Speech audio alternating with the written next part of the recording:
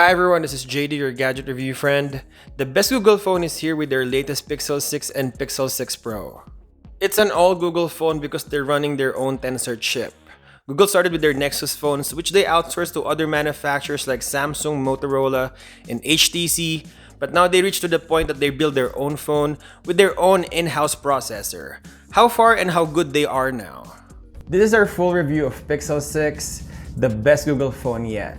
Hey, don't forget to subscribe, my friend. Let's go. Let's talk about the design. It is strikingly different.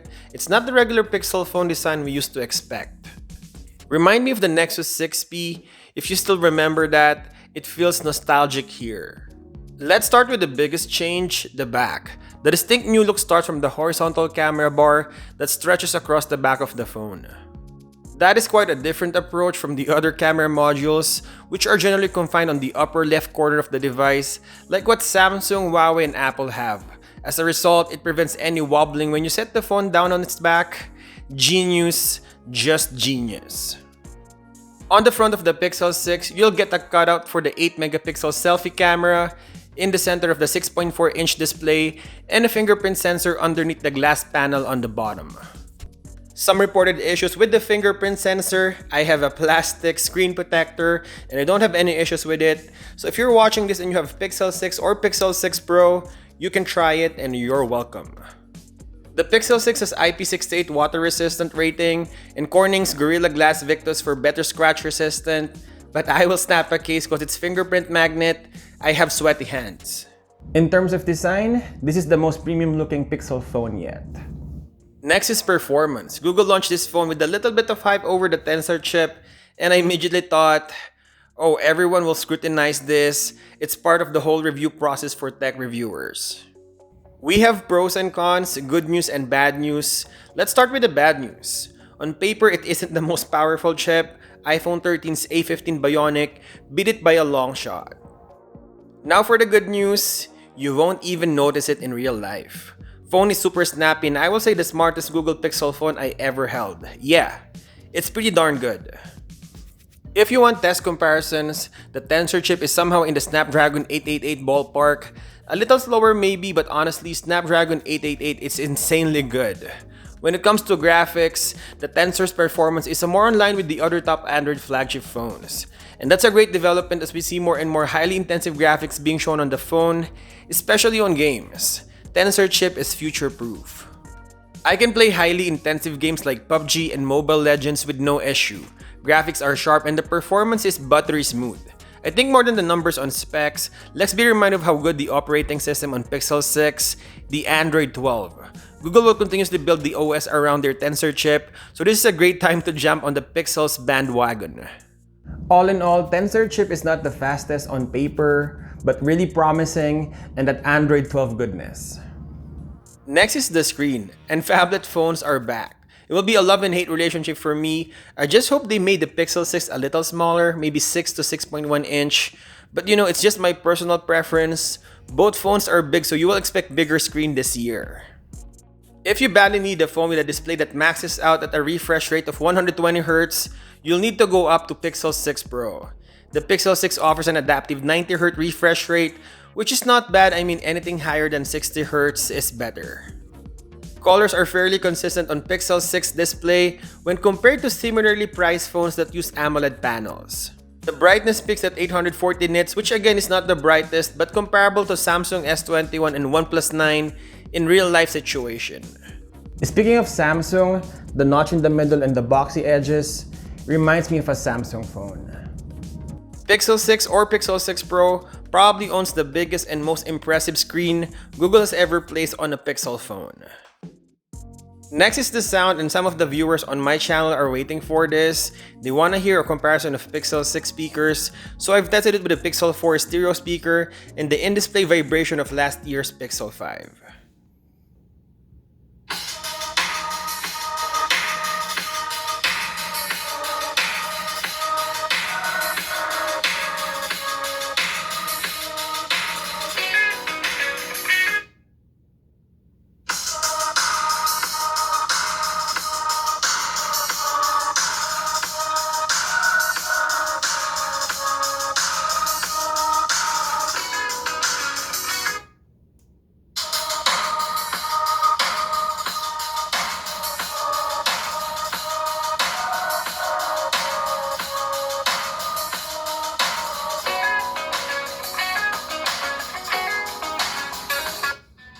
everyone, this is JD or Gadget.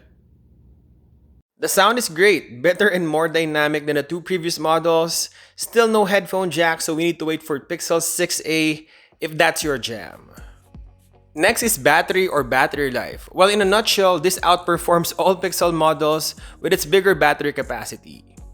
With 5G and 90Hz refresh rate enabled, the Pixel 6 lasted for 8 hours, and with LTE and 90Hz, it lasted 2 hours longer at 10 hours.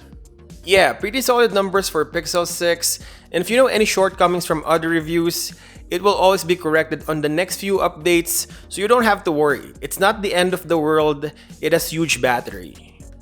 On real world test, I will charge it in the morning. I will do my usual routine, check emails, news, and social media feed. In the afternoon, I will be somehow around 80%.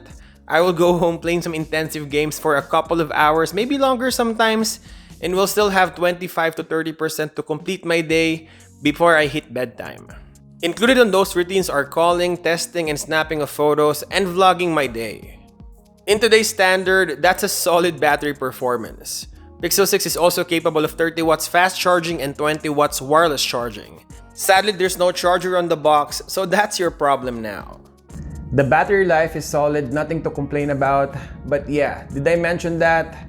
Find your own charger. And lastly, the camera. It has a dual camera set of a 50 megapixel main and 12 megapixel ultra wide. The main sensor is big, twice the size of last year and almost closer to 1 inch at 1/1.31.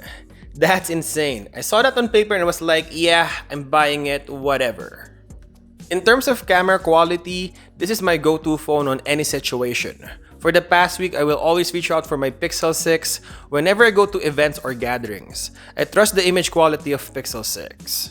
To be honest, I had a little hesitation using it. It's not the traditional cell phone images that is sharp looking and saturated photos. As I compare it more and more, I'm beginning to fall in love with the results of the sensor and its computational photography.